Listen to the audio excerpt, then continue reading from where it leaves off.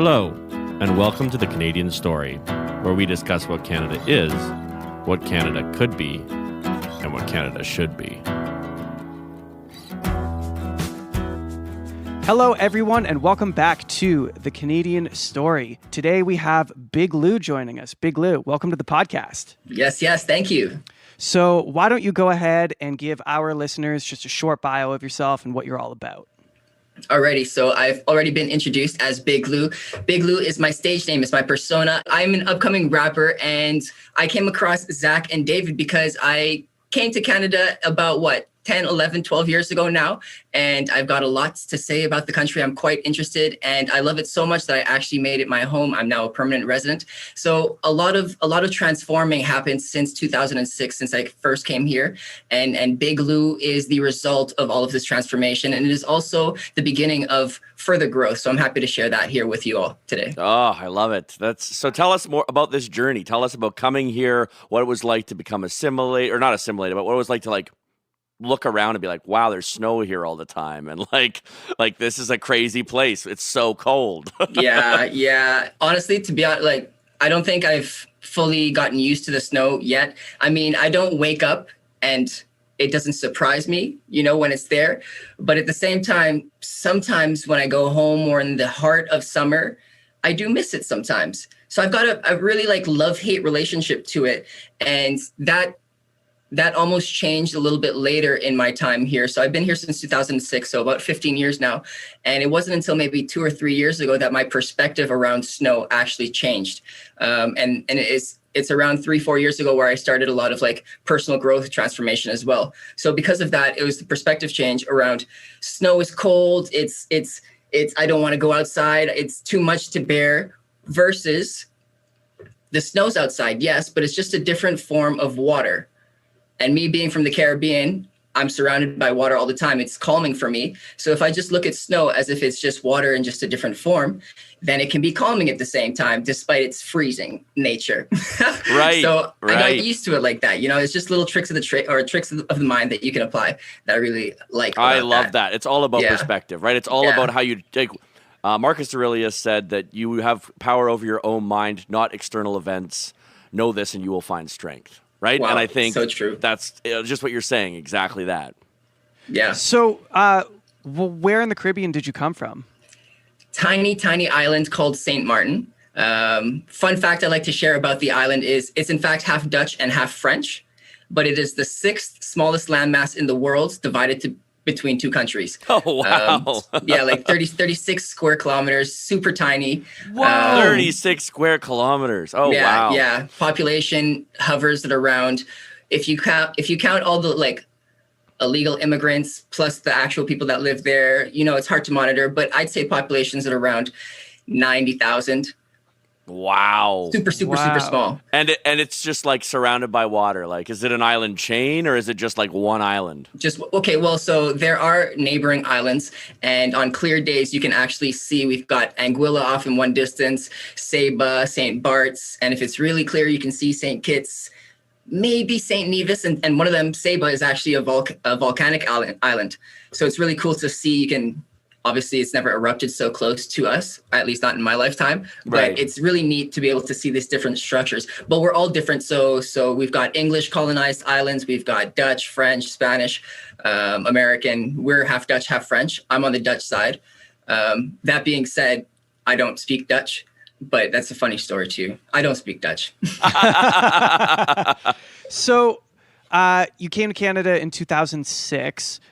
What spurred that decision? Nothing that I had control over. That's a little aggressive. Let's take it back a bit. It was more opportunity, essentially. I was 14 at the time and finishing grade 9, and my parents wanted to find more opportunity for me. I was a pretty good student back there. I played a lot of tennis. I played a lot of soccer, so I was thriving both academically and on within sports. So they thought, why not look for opportunity abroad for continued education? There were a couple of people around us in the community talking about boarding schools. And so my parents investigated a little further, and it actually turned out that there were a couple of recruits coming down to the island to see for potential kids to get scholarships, bursaries, so that they can move up here and do that.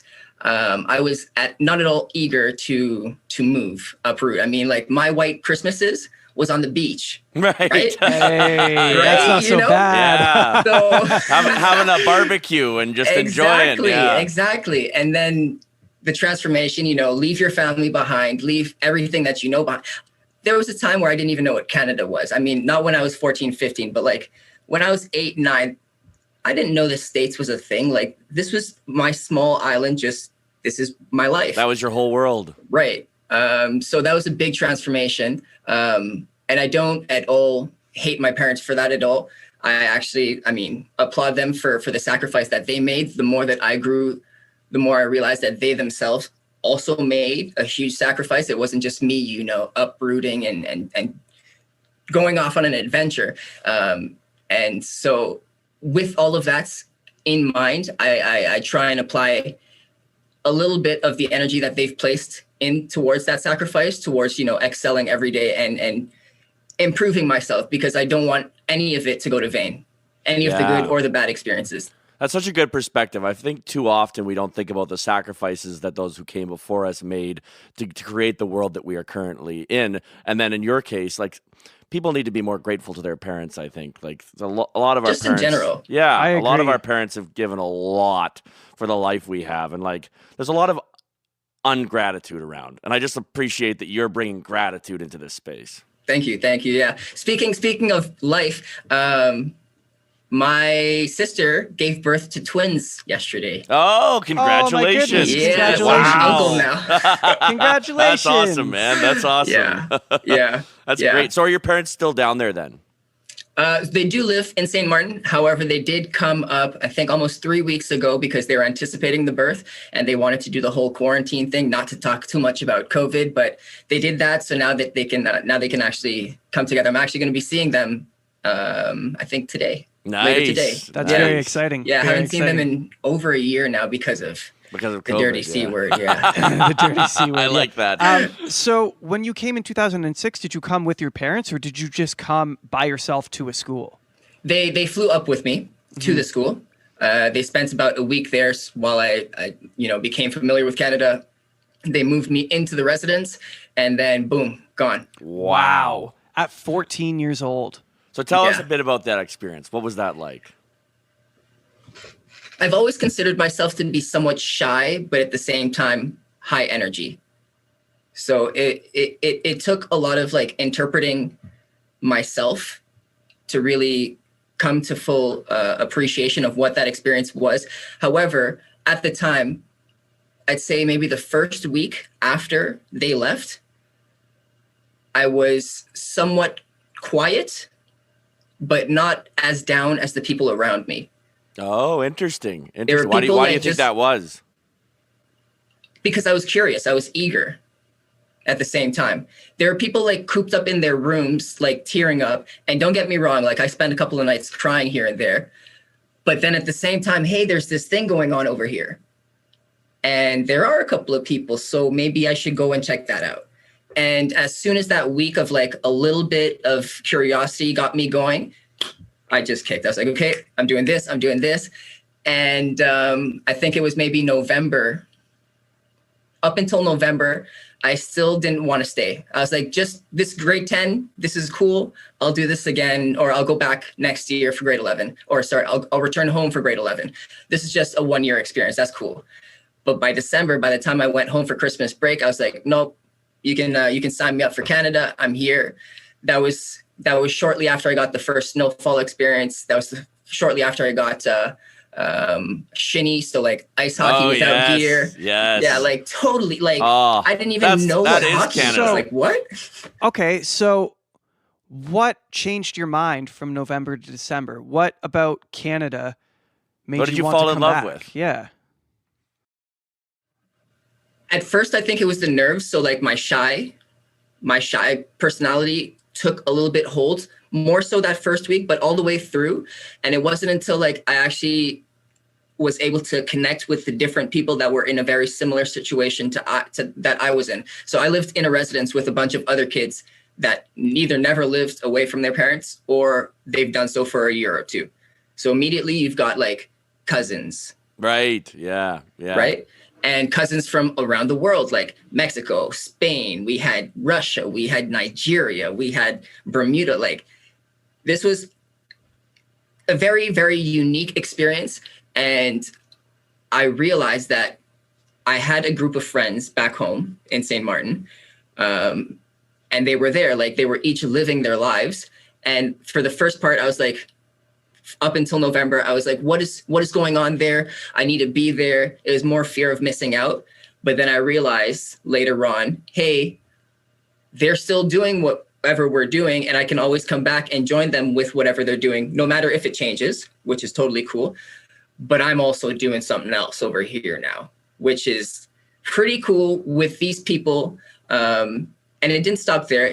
I became more comfortable with the individuals that were like me in the residence, but we were a different kind of, it wasn't just boarding school. We were also open to day students. And we actually had a bigger population of day students. I'd say it's probably 65% day students. And I say day students just like a regular person would leave after. Right. Yeah. So at night and in the afternoons and on the weekends, I would hang out with my boarding school friends.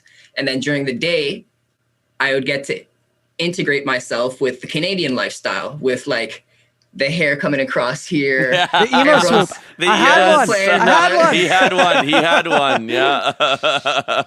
Yeah, it's good. We started playing rock bands. They taught me how to snowboard. They taught me how to play hockey. So it was very cool for them because they were also super young, 14, 15, never exposed to really like these different kinds of cultures. So if you were willing to open up yourself to like a little bit of a different lifestyle, then oftentimes I found that Canadians would be willing to take you in as well. I can't speak for all Canadians, but that was at least my experience. And I saw that there are other islanders that felt more comfortable staying within the Caribbean scene, and they didn't end up developing the kinds of relationships that I did with the Canadians. Right. And I thought that was a little bit of a loss, but at the same time, they get to make their choice. There are some Canadians that didn't want to integrate with others, so that's totally cool. Like we all have our niche, but I thought that was a very cool opportunity. And tying it back to my curiosity, all of that is like, nah, I gotta keep on doing this because I can't do this back home.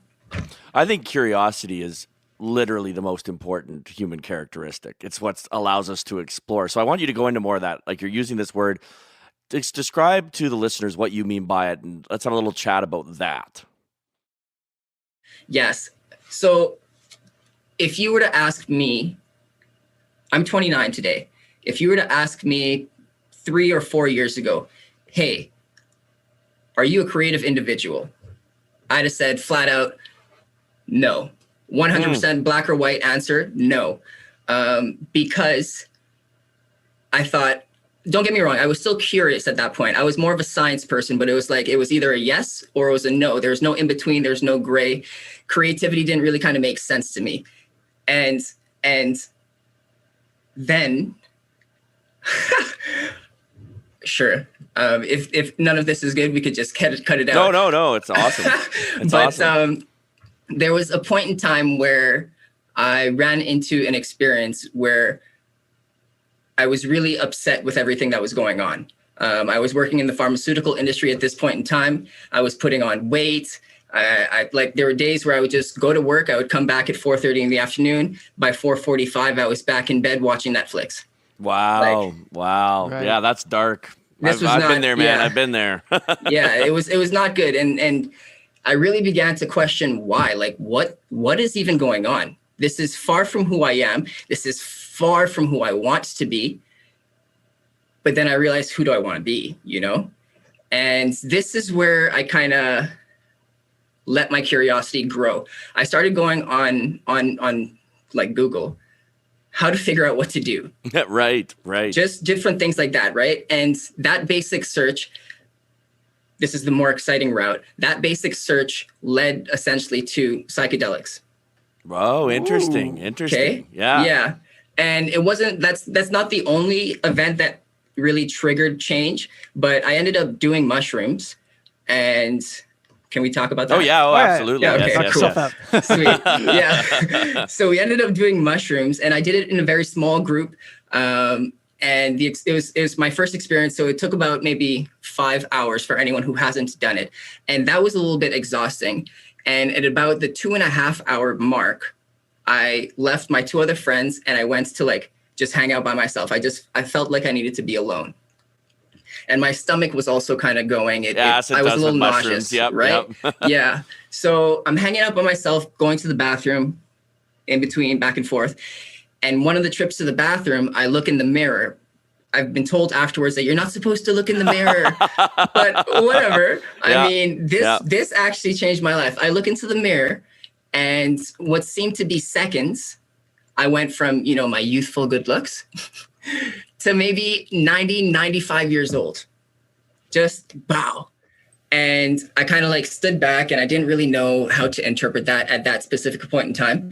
But to me, it was essentially the universe, or whatever you'd like, was telling me, if you don't do anything different with your life, you're going to just grow old and die. That is a revelation. That is a revelation. And so the curiosity is like, whoa, what can I do differently? I joined Toastmasters. So I started developing my speech, my speech delivery, my communication skills. I joined different groups. I ended up wanting to pursue a career around motivational speaking because of all of the different things that I was working on for personal development. And it just became a game. It's like, what else can I do? What else can I do? But also, what else can I not do so that I can do more of what I want to do? Oh, Nice. okay. Go into that more. I want more on that. Yeah, well, at the same time, like as you're growing, you're going to have to adjust with what you do. We have 24 hours in a day. And I don't like to think that, I struggle with time management. It's just a matter of energy management. And as you progress throughout your career, throughout your stages in life, you're going to have to manage your energy differently. And you're going to have to allocate your time differently so that you can adjust to what you're doing. And in order for you to do that, you have to let go of certain items. You can't just continue to add up. Yes, for a certain point, you can delegate and you can become more efficient at whatever you're doing. But at a certain time, you're going to have to let go of certain things. It might be something that's like, it might be something that you don't like doing as much, so it works out for you. It might be something that it's almost as a sacrifice, but it's getting you to where you want to go. So make sure that you have a semi-firm idea of where you want to go, because that in itself can be tangible. But this way you're more aligned in how you can get there. You're releasing this extra weight, if you will. You want to be a sprinter. You don't want to wear like a winter jacket when you're about to race. Yeah, Kierkegaard said purity of heart is to will one thing. Yeah. Right? And that's a challenge in itself. Oh, I mean, well, it's basically impossible. But but what you're saying is so great. Like I want to dig into it even more, because it's this idea of, okay, you're not happy with the way your life is. Change it. How do you change it? And the way that you've just described is, well, you have to change your mind. You have to get out of the prison that is your own mind. So I just want to go back to you're coming home from work every day and you're just watching Netflix. Describe how you felt in that moment and what it was you think that changed it. It was uber pathetic. So I've always been a tinier, like I'm 5'5", little small build, athletic, like gymnastics. I can do backflips, all that kind of stuff, right? So I've always been tiny. And I would go to the office, do whatever I did, sit there for like 8 hours, worked for maybe 3, pretended to work for 5, and then went home and I did it again. And then I was excited for Friday night. I hated that I was excited for Friday night. And I didn't, not because like of the whole, you've got 7 days in a week. How can you only possibly be excited for 2.5 days of those weeks? That's, in my mind, really depressing. Yes. Yeah, absolutely. And that's what got to me. Like I started putting on weight, and like I mentioned, I was a smaller person, or I still am. I would put on my seatbelt driving to work, and I wouldn't even realize that I'm driving because it's so routine. The time is just passing. Exactly. But what I did realize was that I could now feel my stomach rolling over my seatbelt. Oh, no. No. So time was catching up with you. Yeah. This cannot happen. So that was part of where like I started to realize, what can I do differently? Like, maybe I should get into calisthenics. This is a fun body weight kind of exercise that's super tough. People don't necessarily want to do it. Maybe that's what I should do because I want results that the average person's not going after. And I just became more hungry. I need to get rid of this. I'm feeling good physically. How can I refine myself mentally? And I just touched on that. There's a lot of physical and mental that goes hand in hand. And I do have another experience with that. I had 2 knee surgeries within the past 2 years. Wow. So that was a lot of recovery physically and mentally too, because have either of you had surgeries before? I've had one, yeah, and they're awful. It's no fun, hey? No, well, you're just well. In my case, I think I was pretty much out of commission for about 2.5 months. Like, had to have the wound was kept open so that it could heal from the inside. Like, and so I had to go to the nurse every day and have it cleaned out. It was a horrible experience. Yeah. Yeah. But I'll say this: have you heard the Frank Turner song "Little Changes"? It's a great song, but the only reason I bring it up is I had a very similar experience to you. I was basically just miserable, right? And I was having a pretty good life, arguably. Like, I had a good job, I had a good network, I had good friends. And I just ended my 5-year relationship, and I remember exactly the kind of thing you're describing. I gained 40 pounds. I didn't like myself anymore. In fact, I think I despised myself, right? And I remember this moment. My sister and brother-in-law had just had their gender reveal party up at their house, and I was walking out, and I had this old leather jacket on. I had no money in my bank account. And I remember just thinking, is this it? Is this all you're ever going to be? And I mean, that's when everything kind of changed, I would say. And but it wasn't. So often I feel like people are looking for the easy fix. I did this one thing and my whole life changed. And what I wanted you to point out to the listeners, and I'll say this is utterly true for myself. No, there is no silver bullet. There's only one currency in the world, and that's hard work and sacrifice. Yeah. And in order for you to be okay with doing the hard work and making those sacrifices, you've got to be curious to see what the results can be. Yes. You have to try new things. Exactly. It's human nature. Like, we've always had to rely on our curiosity because that's what we have above other animals. I mean, we're not strong. Like, no. We're useless little meat sacks. Yeah. So as you saw these changes happening, did you find your confidence started to build? That's where it's wild. Absolutely resounding yes. There are different, like you said, there are different little items that you do that essentially act as building blocks for a brick wall. Like, you're not going to find that big platinum sheet of metal and boom, you've got a solid foundation. Like you said, that silver bullet, that doesn't exist. Maybe it's like a foil paper, and then you jump on that and you just break through. Fall right through, yeah. Right? That's the illusion of it. But no, it's crazy because you go into something thinking, oh, I've never done this before. Oh, I want to say this. If you've ever done something, or if you're ever going into a situation where you're completely new, don't tell anyone that you've never done it yet. Maybe afterwards you can tell them, because they don't need to know this. Right. They just assume that you're good. Yeah. Right. So it's a mind trick. Anyway. Confidence. Yes. So you're laying down the different foundational blocks, and you get nervous as you do these things first, but over time, after the third, after the fourth time you do it, other people start asking you about what you're doing. You're like, why are you even asking me? Right. What do you mean? And that in itself is like, yo, maybe I should see myself a little bit differently, because maybe I am a little bit knowledgeable about this.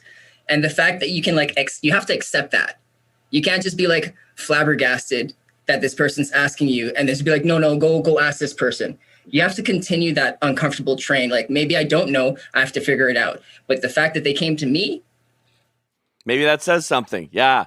Okay, I want to go into this more because this is good stuff right here. Self-perception. Something that we can change, right? What you're describing right now is that you went on this journey of changing your self-identity. And I love how you said, pay attention to how other people are viewing you. Because as much as people don't like to talk about this, I mean, yes, we have problems with too much self-esteem in our culture and like too much focus on, Not too much self-esteem, too much ego. Yeah, too much ego, exactly. Well, no, I mean, the focus on self-esteem, right? It's all build up people's self-esteem.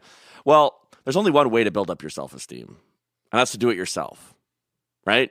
Yep. To do, exactly. We have a line that we use on the podcast where we say, competence breeds confidence. And how do you build competence? By doing. Absolutely. Consistently. Yeah, you have to just keep doing it.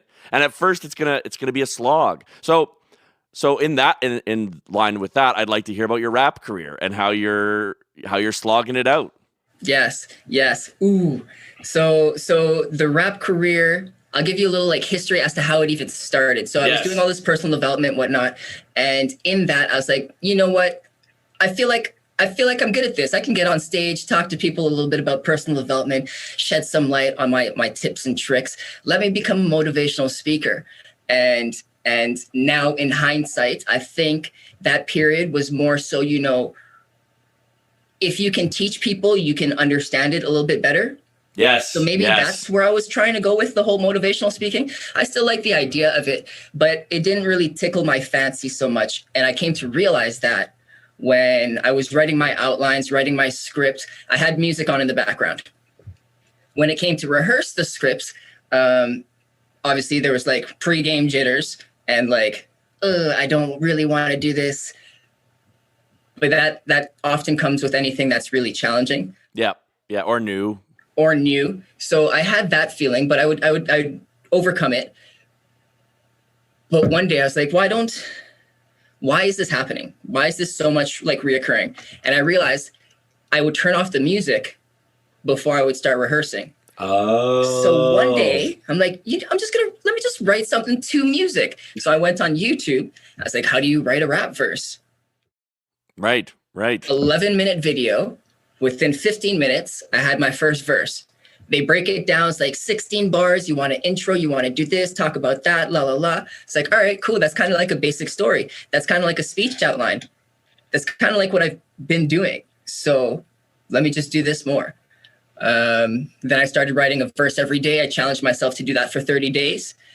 Really enjoyed doing that and ended up calling a couple of studios to be like, hey, I have no idea what I'm doing within the music space. I started rapping pretty much yesterday. So I want to be an intern. Like, can you teach me how to do these things? And it was a little bit of a ridiculous thought because I was 27 at that time. A lot of people don't be like, hey, you should become a rapper at 27. Or you should start thinking about that. Right. But the verses that I was writing they weren't like amazing, but they were far from subpar. Right. And I really enjoyed doing them. So after I did the 30-day challenge, I started challenging myself to full songs in a week. I got a couple of those out. Some were nice, some were not nice. Some were so nice that I still have them that I'm sitting on before I release anything. But again, my curiosity got the best of me, which isn't a bad thing. No, not at all. And I was like, hey, as I was trying to build my career as a motivational speaker, I realized there's a lot of people out here trying to become motivational speakers. Right. Yeah. How am I going to differentiate myself amongst them? In like a win, I no longer wanted to differentiate myself amongst motivational speakers because I didn't want to do that. But boom, now the world of artists, the world of rappers, there are so many of them as well, arguably even more. How am I going to differentiate myself to them? How am I going to bring value to the game? One, because I'm 27, there are kids that are studying at like 12 years old how to like begin doing all of this stuff. So I need to accelerate that. And I need to actually become a better rapper, because there's skills, there's different, like any instrument, you practice different things, you different elements you practice to rap. And you practice storytelling, and you practice delivery, and you practice your confidence. Like different things that have to come together. And I didn't realize all of these different aspects at the beginning. However, I knew that I didn't know. Right. Well, God is in the details, right? Exactly. So I had to figure out a way to bring value to the studios that I was calling, and so that I can like figure out my my next steps. So one of the studios that I'm sitting in right now, it's Prevail Media Group. I said, hey, I told you I want to do like music stuff, rap stuff, but I also have an idea about a podcast where I want to like interview entrepreneurs, creatives, that kind of stuff, just to learn from them. And then in a conversation with them, they're like, what if we did music entrepreneurs and like music industry stuff? Because you want to learn about it, you can network, it can bring value to the studio itself, and then we can help you with gear and be your audio support, your tech support. Right, yeah. Because I knew nothing. I know how to turn a camera on. Well, I'm very lucky to have Zach here, because I would not be able to do anything. Yeah, it goes a long way, right? Exactly. Oh, a very long way, yes. Yeah. So Go Produce was born, and ever since Go Produce has been a thing, that's the podcast on our end. Ever since that was born, now I have a good grasp on what the music industry is. I have people turning to me for advice. I have a stronger network. I have people that I can reach out to for their feedback. Once I do start releasing music, I have like important people listening to it instead of just whomever. I mean, not whomever, all those people count, but yes, strategic for the business. Yeah, exactly. Yeah. And so I wanted to make sure that when I do release, I'm making it all count. So that's where I'm at with Big Lou. That is the right approach. But I will say this, just so you're aware, Leonard Cohen didn't start writing music at all until he was 32. How fascinating is that? Right? There And you go. he's the greatest Canadian artist of all time, in my opinion. I mean, he's definitely, no one can argue that he's not up there. yeah, exactly. No. So how far do you figure then you are from your first release? Ooh, fat. What is the plan? Yeah. So currently, as we're today, right now, I've got 6 songs fully written out, lyrics and like delivery, I'd say is at about 80%. That being said, these are some songs were written like just as I was starting, and then some are more recent. So there's a different tone, but they're all relatively similar in the sense that they meet my brand, and the brand that Big Lou is the happy rapper. And I don't want to. Actually, I want to ask you first. What do you think of happy rapper? What comes to mind, and then I can try and defend it. I love it because I don't know a lot of people working in the hip hop rap realm that are doing that approach to their thematic content. And that's your differentiation that you're talking about. And that's exactly what I felt. I wasn't always into hip hop rap music, but when I was getting into that darker stage, I started my curiosity kind of, how do I get out of this routine? How do I do something differently? I was just desperate to do something differently. And that happened to be music. I started listening to a little bit more rap, and I was able to connect with the artists based off of their message. I was actually listening to what they were saying instead of just like, vibing. Just feeling it. Yeah. And it was these kinds of messages that like were affirmations. And I started choosing what I was listening to almost feed my subconscious. And that grew into taking one or two of their songs, because I didn't find a lot from specific artists. It was just a couple here and there. And I figured I want to be that artist that talks about all of the, we can get into the nitty gritty of difficult life experiences, but there's always a perspective where like there is some light. Yeah. And how can we be happy about it? How can we talk about it in a way that's not so daunting? We can do that with some rhythm. We can do that with some instrumentation. We can do that with tonality. Like, that's what I want to address. I want to be happy about it. I want to share a little bit more positive energy instead of contributing to. There's a line in us. I don't know if you ever heard of the band Switchfoot, but they've always been I mean, being raised Christian, they were always a particularly big fan. They came out with an album in 2019 called Native Tongue, and there's a line in one of the songs that goes, "Use so that we can," or basically like the pendulum has swung into this hate-filled thing, right? Where people hate one another, and we're all about what's wrong with the people that are different than us, whether it's Republican or Democrat, or it's conservative or liberal, or whatever it is, right? There's this milieu, this zeitgeist of hate, and I think what we need to really, I love what you're saying. We need to focus on the light. We need to go back to singing. What is the native tongue of humanity, right? Love, community, fellowship. These are the things that make life worth living. And so I'm trying to remember the line. I'm not going to be able to spout it off right away. But basically, the idea is use our voices for love instead of hate. And that's basically what you're doing. Yeah. So Zach, back to your question about like the brand. I want to use that brand, and I want to use the 6 songs that I currently have, and start releasing. I'd like to say June. I'm actually considering being less active on my actual Instagram account just for the next month, so I can focus more on the artistry instead of just like the image, because like I understand that's a game and I understand that you have to do it, but it also is so time consuming. Dude, I hate social media so much. If I didn't have a business that used social media, I would delete all of it without a question. Like I wouldn't even think twice. Yeah. I hate it. I think that's a direction I'm going to be leading into, but I would do that so that I can actually spend more time with different engineers, getting them mixed and mastered, getting them fully recorded. I'm fortunate. I live there upstairs, and we've got a full like recording space here. Yeah, that's it. Oh man, you're right there in the middle of it all. Yeah. Yeah, I actually moved into this house last March, just before like. Oh, just before. Oh, wow. So you've had a creative kind of like time. The last year has just been this. You're immersed in creativity. I've actually found that a lot of people are. I mean, Zach and I started this podcast because of lockdown. Yeah. And here we are.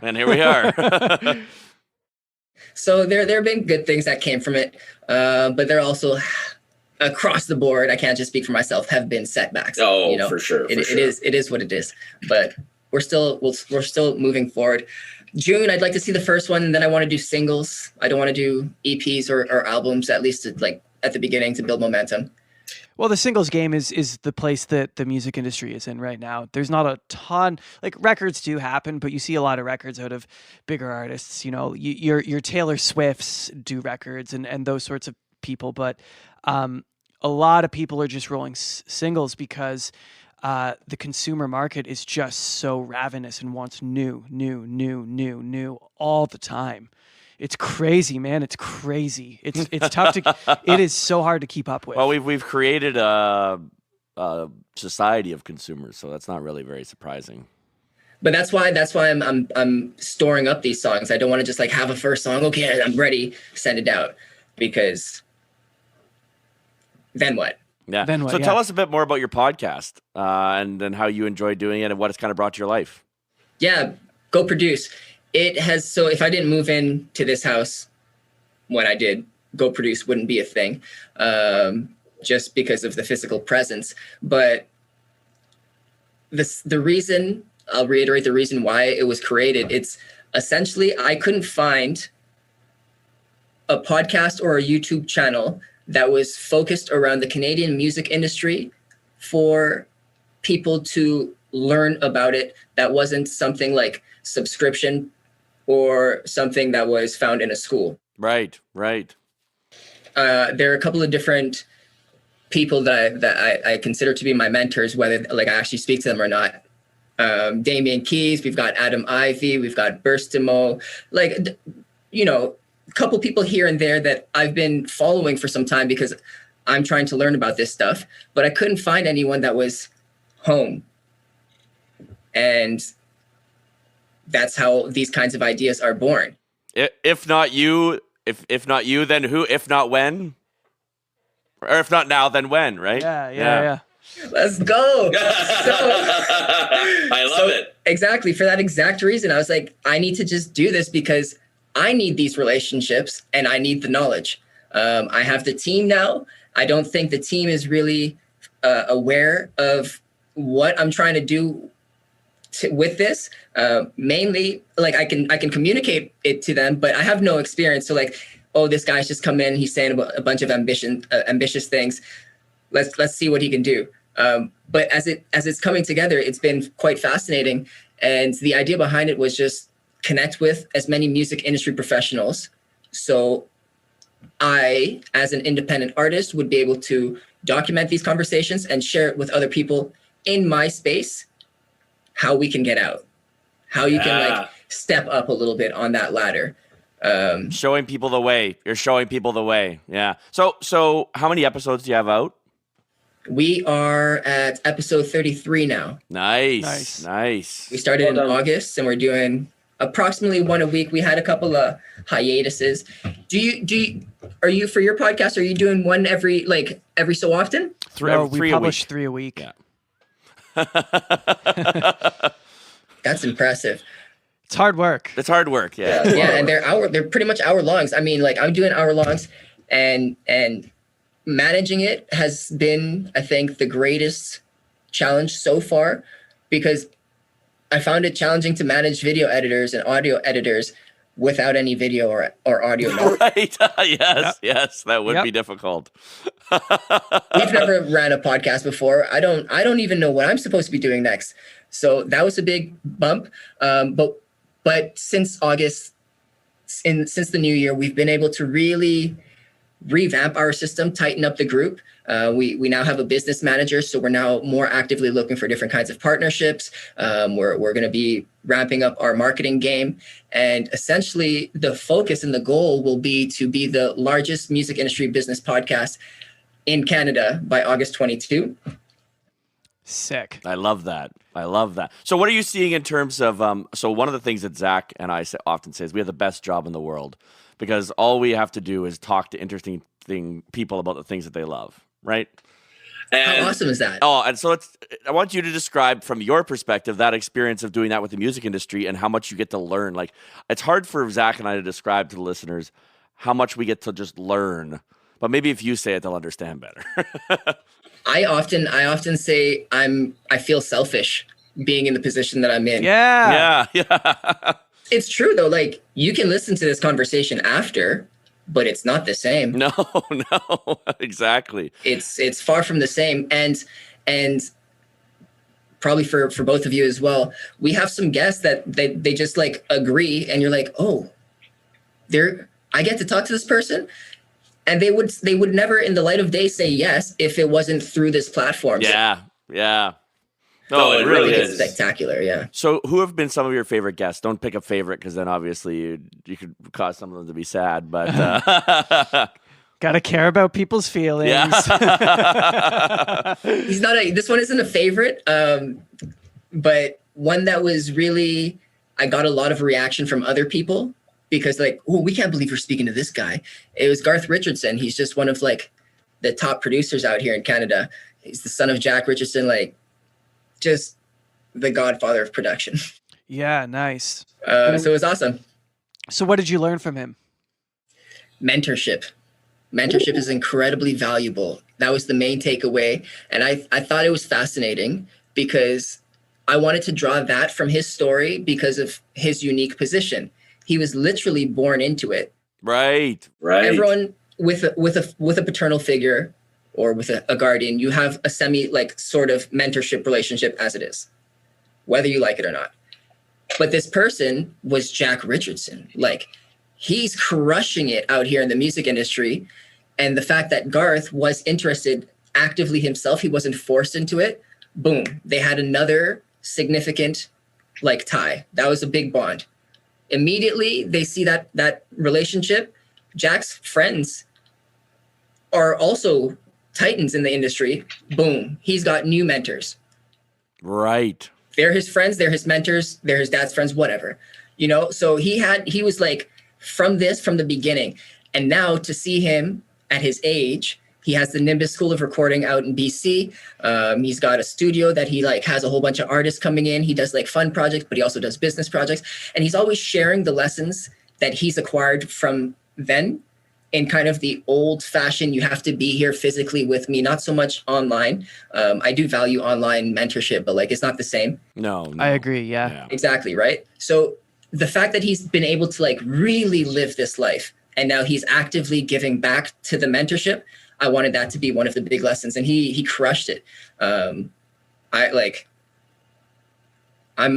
actively looking for different mentors. Yeah, I love that. Zach, why don't you speak a little bit to that in your life in the music industry, right? Like, who you have one great mentor named Ian, who we've had on the podcast. So my story about how I really got involved in the music industry is, I was a kid, I was playing music, I was in bands, and I really, really loved it and I wanted to do it, but I didn't really have any concept of how I was actually going to make a career out of working in the music industry, because doing art for a job is a whack idea. Like, it's a really hard way to make a living. Like, that's whack, dude. But when my life changed is when I got a mentor, and it's someone we've actually had on the podcast. His name's Ian Blackwood, and I loved his band, and I went to like 1,000 of his shows, and we ended up becoming friends. And he found out that I was interested in doing studio work because I was, recording my friends and trying to figure it all out. And he's like, "Oh, I've got a studio.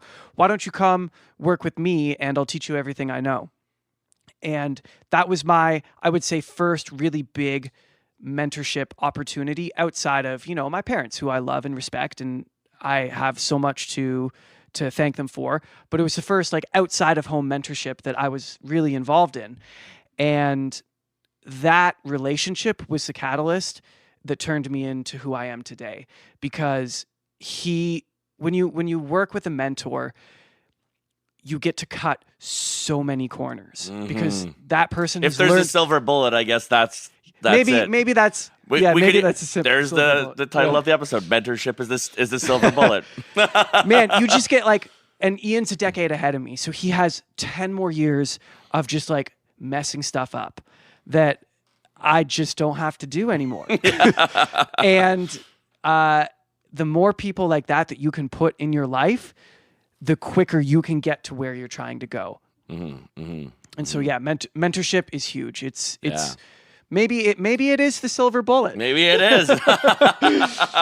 I think if anything it is, but at the same time, I think a good mentor will actually have you run through some like through the mud for a bit. You got to learn something. Oh, for sure. Oh, 100%. That's the way to go. Yeah. They can't hold your hand. They just have to point you in the right direction so that you don't go through all the mud puddles, just the right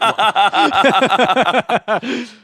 Well, we have our next guest coming on here shortly, but I just want to first say thank you so much for joining us. I love your energy, man. Like you are vibing. You really are vibing. Hey, thank you. And that's folks. That's perspective, right? I loved what he said at the beginning. I just want to reiterate it. You can look at snow as some horrible, wet, frozen thing, or you can look at it as water that is peaceful and calming. From the Caribbean Ocean. Yeah, exactly. Settling down around you in these nice white blankets, right? Exactly. Do you have any last words you'd like to share with the listeners? Yes, last words. If you're ever in a position where you are uncertain and you find that you're undecisive on any particular topic or on any direction that you want to go, just keep in mind that the fact that you're not making a decision is an active decision. Oh, yes. Hey, wow. There's some knowledge. It's like, what can I give them to do? What will I throw out there for the listeners? Yeah. Well, Big Lou, this was awesome. Thank you so much for joining us. You're amazing. We appreciate you taking the time to come on our podcast. Just thanks again. We're very grateful for your time. Much appreciated, gentlemen. Thank you for listening to The Canadian Story. You can find us on Instagram and Twitter at The CAD Story. That's The CAD Story. If you enjoy this podcast, please share it with your friends and family. Let's work together to remind Canadians how great their country is.